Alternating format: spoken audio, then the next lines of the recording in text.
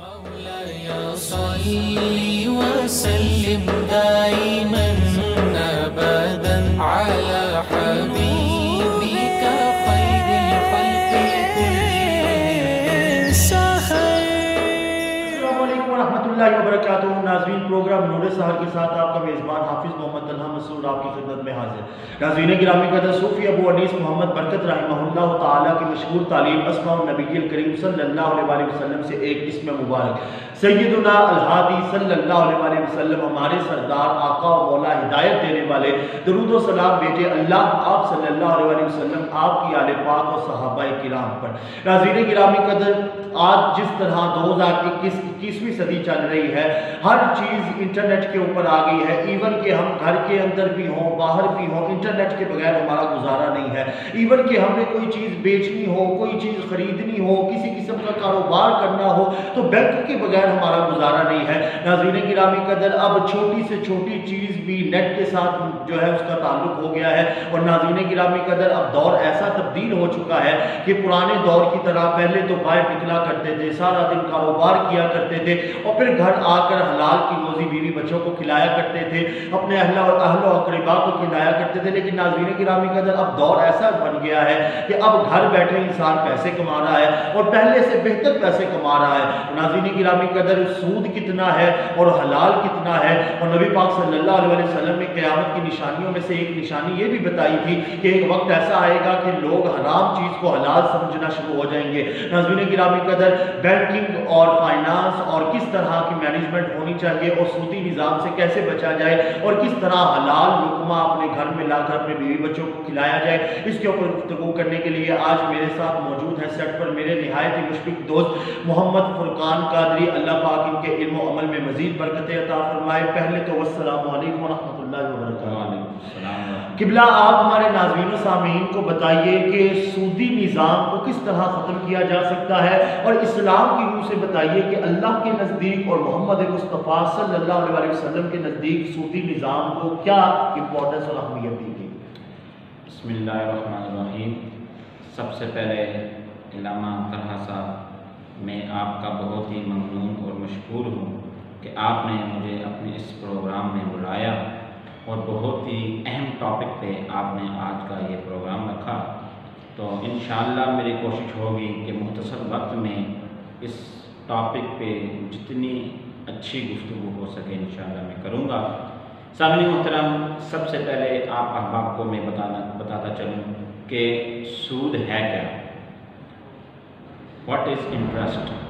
English میں جسے کہا جاتا ہے کہ انٹرسٹ، عربی میں اسے کہتے ہیں ربا.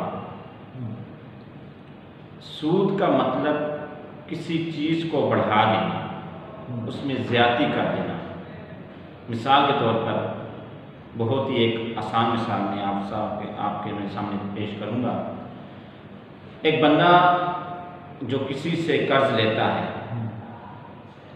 وہ دوسرا ایک معاہدے پہ اسے وہ قرض دیتا ہے اور ساتھ یہ شرط رکھتا ہے کہ میں آپ کو اتنے ٹائم کے لیے، اتنے وقت کے لیے یہ قرضہ دے رہا ہوں اور جب یہ واپس لوں گا اور اس کے ساتھ اتنا ایکسٹرا میں آپ سے واپس لوں گا. جیسے وہ کہے کہ میں آپ کو 6 منتھ کے لیے 1 لاکھ روپے قرضہ دے رہا ہوں اور 6 منتھ کے بعد آپ سے میں 1,20,000 روپے واپس لوں گا. اس طرح ایکسٹرا رقم ساتھ لینا، پیسے پہ پیسہ لینا، یہ سود کہلاتا ہے.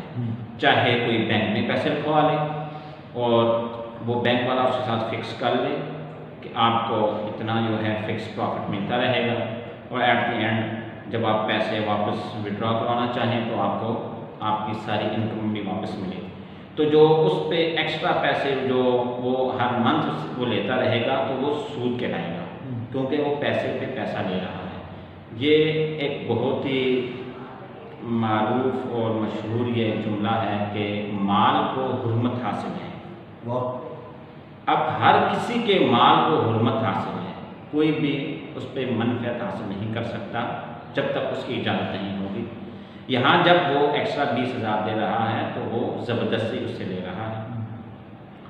اسی طرح قرآن میں بھی اس کی ممانعت آئی ہے، حدیث میں بھی اس کی ممانعت آئی ہے اور سود کی ممانعت حدیث میں آپ کو بتاؤں کہ حدیث پاک میں آیا ہے کہ آقا علیہ السلام نے فرمایا سود کی 70 قسمیں ہیں، اور جو 70ویں قسم ہے وہ اس طرح ہے کہ اس کا گناہ اس طرح کہ جیسے کوئی شخص اپنی ماں کے ساتھ زنا کرتا ہے، اتنا بڑا وہ گناہ ہے جو 70ویں قسم کا جو سود ہے۔ تو سامعین محترم، آج سود انشاءاللہ آپ احباب کے سامنے اس کی جو شرعی حیثیت ہے وہ بھی آپ احباب کے سامنے رکھوں گا۔ یہ جو بیسک کنسیپٹ تھا سود کا، یہ میں نے آپ احباب کو بتایا کہ سود ہے کیا، جو آج ہماری پاکستان کی جو بیشتر جو ہماری عوام ہے 50+ ہماری جو 50% جو ہے نا، اس سے زیادہ عوام پاکستان کی جو اس چیز کا شکار ہے، اور کئی ہیں وہ مجبوراً اس طرح کر رہے ہیں، جبکہ وہ یہ سمجھ رہے ہیں کہ مجبوراً ہمیں اس پہ یہ چیز ہمارے اوپر جائز ہوگی، مگر نہیں، حرام ہے۔ ایک چیز حرام ہے، ہاں مجبور اس لحاظ سے ہوگی جب آپ مر رہے ہوں، آپ کے پاس کھانے کے لیے کچھ نہ ہو، بچوں کی پرورش کے لیے کچھ نہ ہو، پھر آپ اس چیز کو لے سکتے ہیں کیونکہ آپ بہت زیادہ مجبور ہیں۔ فَمَنِ اضْطُرَّ غَيْرَ بَاغٍ وَلَا عَادٍ فَإِنَّ اللَّهَ غَفُورٌ رَحِيمٌ۔ مجبوری کی حالت میں اگر ہو تو پھر جائز ہوتا ہے۔ اس صورت میں آپ وہ سود کھا سکتے ہیں۔ بہت ہی آسان طریقے سے ناظرین گرامی قدر، بہت ہی عمدہ طریقے سے انہوں نے بتایا کہ سود کی کتنی اقسام ہیں اور کون سی قسم ایسی ہے کہ جس کے بارے میں اللہ کے حبیب محمد مصطفیٰ صلی اللہ علیہ وسلم نے بتایا کہ اس کے بارے میں کیا حکم ہے، اور اس کا طریقہ سود کا کھانا وہ کس طرح گویا، اس کو تشبیہ کس کے ساتھ دی نبی پاک صلی اللہ علیہ وسلم نے۔ ناظرین گرامی قدر، اللہ پاک نے بھی قرآن مجید کے اندر سود کے بارے میں ارشاد فرمایا کہ اے ایمان والو سود کو نہ کھاؤ، کیونکہ سود کھانے سے تمہیں رزق تو وافر مل جائے گا، لیکن وہ رزق بطور قیامت تمہارے لیے بہت بڑا عذاب بن جائے گا۔ اور ناظرین گرامی قدر، احادیث مبارکہ کا اگر مطالعہ کیا جائے تو احادیث مبارکہ کے اندر بھی ہمیں یہی دیکھنے کو ملتا ہے کہ سود کھانے والا بروز قیامت کس طرح رب کی بارگاہ کے اندر حاضر ہوگا، جس طرح علامہ صاحب بتا رہے ہیں، اور کس طرح رب اسے دھتکارے گا، اور کس طرح بروز قیامت رب ان کے ساتھ ایسا معاملہ فرمائے گا کہ پورا میدان محشر حیران ہو کے پوچھے گا کہ یہ کون لوگ ہیں جن کو سب سے زیادہ سخت والا عذاب دیا جا رہا ہے، تو سارے یہی بولیں گے کہ یہ وہ لوگ ہیں جو دنیا کے اندر سود کھایا کرتے تھے۔ قبلہ آپ ہمیں یہ بتائیں کہ سود کی شرعی حیثیت کیا ہے، اور ہمارے فقہاء کرام اور 4 مذاہب انہوں نے سود کو کس اینگل سے لیا، اور ہماری نوجوان نسل کو سود سے بچنے کے لیے کون کون سا اینگل اختیار کرنا چاہیے، اور فقہاء کرام نے اس کے بارے میں کیا نظریہ پیش کیا۔ سب سے پہلے تو قرآن کی روشنی میں دیکھتے ہیں کہ اللہ تعالیٰ نے سود کے بارے میں کیا فرمایا۔ بسم اللہ الرحمن الرحیم، یمحق اللہ الربا ویربی الصدقات واللہ لا یحب کل کفار اثیم۔ اللہ تعالیٰ فرما رہا ہے کہ اور اللہ سود کو مٹاتا ہے اور صدقات کو بڑھاتا ہے، اور اللہ کسی بھی ناسپاس نافرمان کو پسند نہیں کرتا۔ سامعین محترم، یہاں پہ بات آئی ہے کہ اللہ سود کو ختم کرتا ہے اور صدقات کو بڑھاتا ہے۔ اب بندہ کماتا ہے، اپنے لیے کماتا ہے، اور آیا بھی اس قرآن میں بھی آیا ہے کہ اپنے لیے کماؤ، اپنے اوپر خرچ کرو، اپنے اہل و عیال ہیں ان کے لیے کماؤ، ان پر خرچ کرو، پھر اپنے فیوچر کے لیے کچھ سنبھال کے رکھو، پھر جو اس سے زیادہ آپ کے پاس اگر مال بچ جائے تو وہ صدقہ کرو لوگوں میں۔ جب لوگ اس آیت پہ، اس اللہ کے حکم پہ عمل کرنا شروع کر دیں گے تو یقیناً کسی کو بھی قرضہ لینے کی ضرورت نہیں پڑے گی، یقیناً یہ سود کا ہمارے اس ملک سے انشاءاللہ خاتمہ ہو جائے گا۔ صرف ہمیں چاہیے کہ ہم اس قرآن کی تعلیم پہ عمل کریں، اس کو اپنی زندگی پر فالو کریں۔ جیسے بھی اللہ تعالیٰ نے فرمایا کہ اللہ تعالیٰ سود کو ختم کرتا ہے اور صدقات کو بڑھاتا ہے۔ پھر ایک اور جگہ آیا ہے کہ یا ایھا الذین آمنوا لا تأکلوا الربا اضعافا مضاعفا واتقوا اللہ لعلکم تفلحون۔ اے ایمان والو، دگنا اور چگنا کر کے سود مت کھایا کرو اور اللہ سے ڈرا کرو تاکہ تم فلاح پاؤ۔ اب یہاں پر دگنا اور چگنا کر کے مت کھایا کرو سے مراد کہ ہم اپنا پیسہ دے دیتے ہیں بطور قرض، اور پھر جب واپس ریٹرن لیتے ہیں اور ساتھ ایکسٹرا کر لیتے ہیں، وہ دگنا ہو جاتا ہے، یہ سود ہے۔ بینک میں پیسے رکھوا لیتے ہیں، پیسے رکھوا کر وہاں سے ہم انٹرسٹ لیتے رہتے ہیں، سود لیتے رہتے ہیں، اور ایک فکس رقم ہوتی ہے، اور جب ہم اپنا پیسہ نکلوانا چاہیں تو اپنا سارا پیسہ بھی نکلوا لیتے ہیں، تو یہ بھی دگنا چگنا ہو گیا، اس میں کوئی محنت بھی نہیں، کوئی حرکت نہیں، تو یہ بھی سود کہلائے گی۔ قرآن نے اس کی سخت جو ہے اس کی نا قرآن نے ممانعت کی ہے، بیان فرمائی، اس کی ممانعت بیان فرمائی۔ ناظرین گرامی قدر، جیسا کہ آپ نے دیکھا کہ سود ایسا عمل ہے کہ قرآن ہر چیز برداشت کر سکتا ہے، لیکن سود کی ممانعت کو بیان کیے بغیر قرآن بھی گوارا نہیں۔ رب ذوالجلال نے قرآن مجید کے اندر سود کے جو احکام بیان کیے، اس کے اندر بتایا ہی یہ کہ یہ جو دگنا چگنا کر کے آپ پیسہ کھاتے ہو، اس کا اینڈ دی اینڈ ریزلٹ یہ نکلتا ہے کہ آپ سود کھا تو لیتے ہو، لیکن آپ کے بیوی بچے، آپ کے اہل و اقربا جتنے بھی ہیں، جنہوں نے بھی وہ پیسہ کھایا ہے، روز قیامت رب ذوالجلال آگ جب جہنم کی بھڑکائے گا تو آغاز ہی ان کے ساتھ کرے گا جنہوں نے سود کھایا ہوگا۔ ناظرین گرامی قدر، آج ہم ان سے جانیں گے کہ زندگی کے شعبوں میں سود کے نقصانات کیا ہیں، اور وہ کون سے ایسے نقصانات ہیں جن سے ہم سود کو دور کر کے بچ سکتے ہیں۔ جی طلعت بھائی، اس سے پہلے میں آپ کے سامنے صرف 2-3 حدیثیں آپ کے سامنے میں رکھتا ہوں کہ آقا علیہ السلام نے سود کے بارے میں کیا فرمایا، پھر جو زندگی کے نقصانات ہیں انشاءاللہ اس کی طرف بھی آتے ہیں۔ آقا علیہ السلام نے فرمایا کہ حضرت عبداللہ بن مسعود سے روایت ہے کہ آقا علیہ السلام فرما رہے ہیں کہ سود کے 70 سے زائد درجے ہیں، اور شرک بھی اسی طرح ہے، یعنی کہ سود کو شرک کے ساتھ جوڑا گیا ہے۔ فرما رہے ہیں کہ سود کے 70 سے زائد درجے ہیں اور شرک بھی اسی طرح ہے۔ اور ایک اور حدیث میں فرمایا کہ رسول اللہ صلی اللہ تعالیٰ علیہ وآلہ وسلم نے سود کھانے والے اور سود کھلانے والے اور سودی تحریر یا حساب لکھنے والے اور سودی شہادت دینے والے پر لعنت فرمائی، اور فرمایا کہ یہ سب لوگ گناہ میں برابر ہیں۔ ناظرین گرامی قدر، کتنا بڑی معذرت کے ساتھ کی بات کر رہا ہوں۔ ناظرین گرامی قدر، آپ دیکھیں کہ سود کھانے والا، کھلانے والا، لکھنے والا، لے کر جانے والا، اس کو پھر واپس لے کر آنے والا، ایون کہ حالانکہ وہ یہ بھی تو کہہ سکتے تھے کہ ہمارا اس کے ساتھ دور دور تک کوئی لینا دینا نہیں، سود کرنے والا سارا پیچھے جو مین بیسٹ مائنڈ جس کا ہے، جو سود بیچتا ہے، وہ تو کوئی ہمارا باس ہے۔ لیکن رب ذوالجلال نے کہ پیارے حبیب محمد مصطفیٰ صلی اللہ علیہ وسلم نے ارشاد فرمایا کہ سود چاہے وہ جول سے بھی عمل دخل اس کے اندر ہو، وہ ہر بندے کے اوپر رب کا عذاب اور رب کی لعنت برسے گی۔ اور ناظرین گرامی قدر، جس طرح قبلہ بیان کر رہے ہیں کہ یہ شرک ہے، تو پھر شرک کے بارے میں تو اللہ پاک نے قرآن مجید کے اندر بھی ارشاد فرمایا کہ ان الشرک لظلم عظیم، بے شک شرک تو ہے ہی ظلم عظیم، اور بروز قیامت ان اللہ لا یغفر ان یشرک بہ ویغفر ما دون ذلک، ہر گناہ بخش دیا جائے گا، لیکن ایک واحد شرک ایسا گناہ ہے جو بروز قیامت رب ذوالجلال بھی نہیں بخشے گا۔ بالکل۔ اور اسی طرح ایک اور جگہ آقا علیہ السلام نے فرمایا کہ سود کا 1 درہم کھانا 36 مرتبہ زنا کرنے سے بھی زیادہ شدید جرم ہے، بشرطے کہ کھانے والے کو معلوم ہو کہ یہ درہم سود کا ہے۔ اگر اس کے معلوم ہے اور وہ 1 درہم صرف سود کا اگر وہ کھا رہا ہے تو یہ 36 مرتبہ زنا کرنے سے بھی زیادہ ہے۔ اور شروع میں نے جیسے حدیث بیان کیا تھا عبداللہ بن حنظلہ سے یہ روایت ہے کہ آقا علیہ السلام نے فرمایا جن کو شہید ہونے کے بعد فرشتوں نے غسل دیا تھا وہ روایت کر رہے ہیں کہ سود کا 1 درہم کھانا 36 مرتبہ زنا کرنے سے بھی زیادہ ہے۔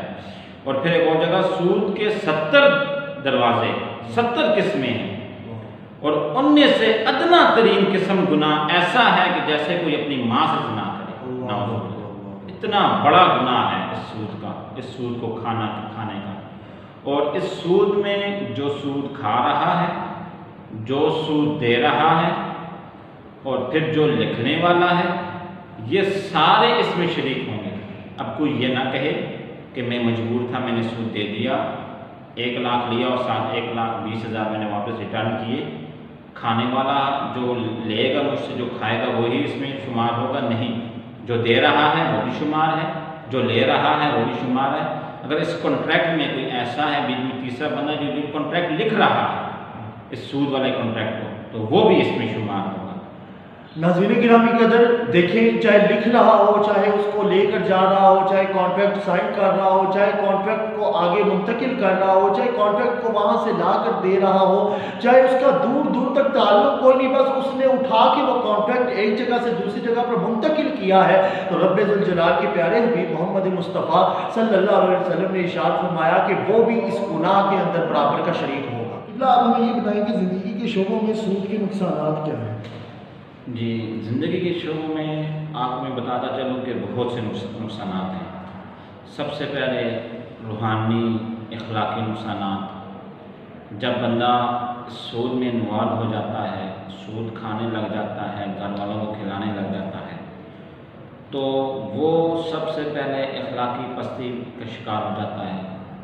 वो तंग दिल हो जाता है, वो उसके दिल में जो हसद आ जाता है, फ्रॉड उसके दिल में आ जाता है, उसके दिल में हिर्स आ जाती है, लोगों के साथ उसका ताल्लुक़ जो है उसमें बिगाड़ आ जाता है, उसके अखलाक जो हैं वो सबसे पहले उसके अखलाक जो हैं वो बुरे होते जाते हैं, लोगों के साथ उसका बोलने का, उसका अपने बैठने का रवैया चेंज हो जाता है। ये सूद है ऐसा कि ये जब जिस बंदे के अंदर आ जाए तो ज़बरदस्ती उससे ये चीज़ें जो है वो तब्दील हो जाती हैं।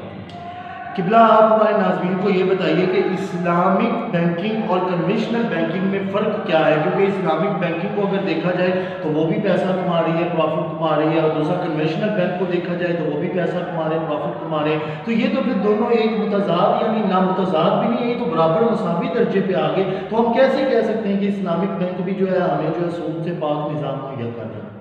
जी, बहुत शुक्रिया, आपने बहुत अच्छा सवाल किया है। लोग भी इसी सवाल में जो है इसका शिकार हुए हैं कि वो भी परेशान हैं कि दोनों बैंक में प्रॉफिट ले रहे हैं, तो हम एक को सूद कह रहे हैं, दूसरे को नहीं कह रहे। सबसे पहले आपको बताता चलूँ कि दोनों बैंकों का जो ऑब्जेक्टिव है वो प्रॉफिट अर्न करना ही है, पैसा कमाना ही है। हम ऐसा नहीं कह सकते कि जो इस्लामिक बैंक है वो पैसा नहीं कमाता।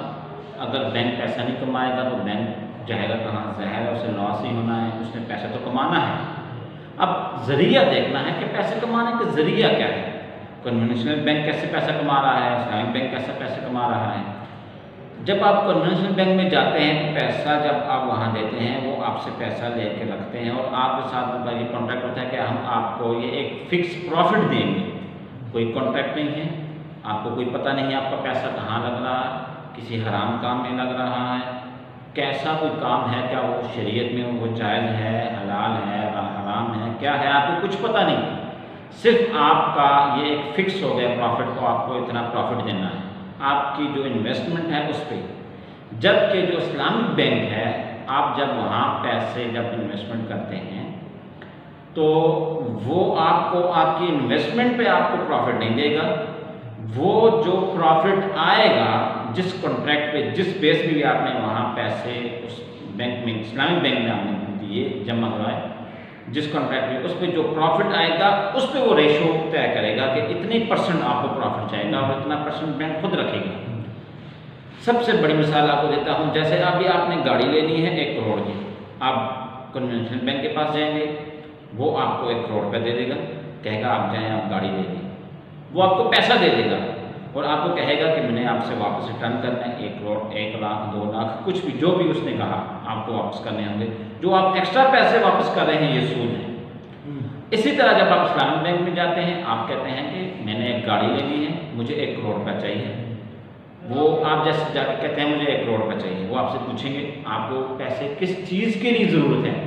आपने ज़मीन लेनी है, आपने घर बनाना है, गाड़ी लेनी है, कारोबार करना है, किस चीज़ के लिए ज़रूरत है। मिसाल के तौर पे आप कहते हैं मैंने गाड़ी लेनी है या आप कहते हैं मैंने घर लेना है, तो वो आपको उस इनकम का, वो जो पैसे हैं उन पैसों का आपको वो चीज़ लेके देगा। जैसे गाड़ी की मैंने मिसाल दी, आपको गाड़ी 1 करोड़ की, वो खरीदेगा गाड़ी खरीद के फिर वो आपको कॉन्ट्रैक्ट, अब वो आपको डिमिनिशिंग मुशारका पे दे सकता है, इजारा पे दे सकता है, आपको मुराहबा पे दे सकता है। ये आपका कॉन्ट्रैक्ट है। अब इजारा में आपको बिल्कुल मुख्तसर से बता देता हूँ। इजारा क्या है कि इजारे पे वो आपको गाड़ी देगा, आप उसके साथ आप हर माह पैसे आप उसको देते रहेंगे, आप उसकी चीज़ यूज़ कर रहे हैं, اس کی چیز یوز کرنے کے آپ اس کو کرایہ دے رہے ہیں. جیسے آپ کسی کرایہ کے مکان پہ رہتے ہیں, مکان میں رہ رہے ہیں, آپ گھر کا کرایہ دے رہے ہیں. اسی طرح آپ کسی کا بائک لیتے ہیں, بائک یوز کرتے ہیں, واپس اسے ریٹرن کرتے ہیں, بائک کا وہ آپ اس کو رینٹ دیتے ہیں. اسی طرح جب آپ اس کی گاڑی یوز کر رہے ہیں, بینک آپ کو گاڑی لے کے دیتا ہے, آپ گاڑی کا جو ہے وہ رینٹ بھی پے کرتے ہیں, اور ساتھ ایک فکس رقم ہوتی ہے جو آپ کے آنرشپ کے لیے وہ رقم فکس ہوتی ہے. وہ آپ کی رقم ساتھ ساتھ بینک لیتا ہے, وہ آپ کی آنرشپ کے لیے. At the end of time جو فکس ٹائم ہوتا ہے, جیسے 2 سال ہے, 3 سال, at the end of time وہ آپ کی ملکیت میں آ جاتی ہے. بینک وہ ہے وہ آپ کو واپس وہ چیز آپ کے نام کر دیتا ہے. اس میں اگر 1 لاکھ کی چیز ہے تو وہ آپ کی بن جائے گی 1.5 لاکھ کی, 2 لاکھ, 1.5 لاکھ, 1.25 لاکھ, اتنی کی بن جائے گی. لوگ کہتے ہیں یہ پیسے جو ہے ایکسٹرا لے لیے بینک نے, یہ بھی سود ہو گئے. سود نہیں, یہ آپ نے بینک کی چیز استعمال کی ہے, بینک نے خود آپ کو لے کے دی ہے, پیسہ نہیں دیا, چیز استعمال کی آپ نے, وہ رینٹ پے کیا ہے ساتھ چیز استعمال کرنے کا. تو یہ کنسیپٹ ہیں جو کنونشنل بینک میں آپ پیسہ دیتے ہیں, پیسے پہ پیسہ دیتے ہیں, یا وہ آپ کو پیسہ دیتا ہے, آپ نے ایکسٹرا پیسے واپس کرنے ہیں, سود واپس کرنا ہے, ساتھ انٹرسٹ آپ نے واپس کرنا ہے. تو یہ فرق اس میں جو بیسک فرق آ رہا ہے, یہ 2 چیزیں اس میں آ رہی ہیں. یا ہم یہ نہیں کہہ سکتے کہ اسلامی بینک پیسہ نہیں کما رہا, پیسہ کما رہا ہے, مگر آقا علیہ الصلوۃ والسلام نے, شریعت نے ہمیں قانون دیے ہیں, کانٹریکٹ دیے ہیں, اس بیس پہ وہ پیسہ کما رہا ہے. جیسے آقا علیہ الصلوۃ والسلام کے دور میں سلم تھا کانٹریکٹ, اس پہ آپ نے یہ سلم کا کانٹریکٹ دیا. پہلے کسان تھے, کسان کیا کرتے کہ وہ لوگوں سے پیسے ادھارے لیتے, لے کر پھر وہ کھیتی باڑی کرتے, اور جب وہ واپس کرتے تو وہ ایکسٹرا پیسے واپس ساتھ کرتے, تو کسان کو لاس ہو جاتا. تو اس پہ آقا علیہ السلام نے سلم کا کانٹریکٹ دیا کہ کسان ایڈوانس پیسے لے لیں اور ایک ٹائم فکس کرے کہ 6 ماہ کے بعد, 3 ماہ کے بعد آپ کو یہ جو ایگریکلچر ہے اس میں گندم ہے, کوئی فروٹ ہے, یا کوئی بھی ایسی ایگریکلچر, مینوفیکچرنگ نہیں آئے گی, ایگریکلچر ہے, تو اس کی جو چیز پروڈکٹ ہوگی وہ آپ کو میں اتنے ٹائم بعد دے دوں گا. پیسے ایڈوانس لے لے گا کسان. ایڈوانس لینے سے کیا ہوگا کہ وہ سود بھی نہیں دے گا, سود سے بھی بچ جائے گا, جو اپنی کھیتی باڑی ہے وہ بھی آسانی سے کر لے گا, اس کے پاس پیسہ نہیں آئے. مداربہ ہے, مشارکہ ہے, ڈیمنشن مشارکہ ہے, مرابحہ ہے, سلم ہے, استثناء ہے, اور سے بہت سے کانٹریکٹ ہیں. جب آپ اسلامک بینک میں جاتے ہیں تو وہ اس کانٹریکٹ پہ آپ سے وہ انکم جو ہے لیتا ہے, اور اس کے ساتھ پھر جب آپ پیسے اسلامک بینک کو دیتے ہیں تو وہ پھر جب آپ کو ساتھ ساتھ وہ پروفٹ دیتا ہے تو وہ سود نہیں ہوگا, وہ آپ کو ایک کانٹریکٹ پہ ہوگا جو آپ آگے بزنس کر رہا ہوگا. اگر آپ نے مداربہ پہ بیس پہ دے رہے ہیں, مشارکہ بیس پہ کر رہے ہیں, اجارہ بیس پہ وہ دے رہے ہیں, تو وہ آگے وہ بزنس پہ پیسہ لگ رہا ہے, اس پہ جو پروفٹ آئے گا اس پروفٹ کو فکس کرے گا کہ اس اتنا پرسنٹ آپ کو پروفٹ دوں گا, اتنا پرسنٹ میں خود رکھوں گا. تو اس لیے ہم اس کو سود نہیں کہیں.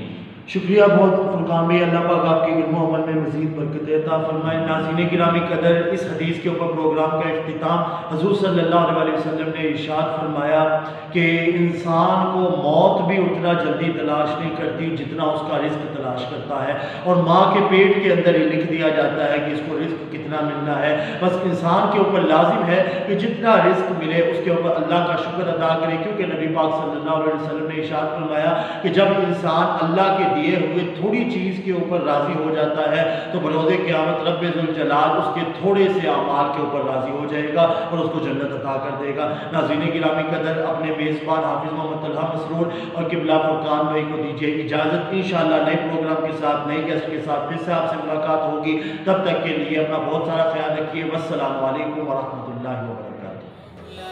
صلی وسلم دائما ابدا على حبيبك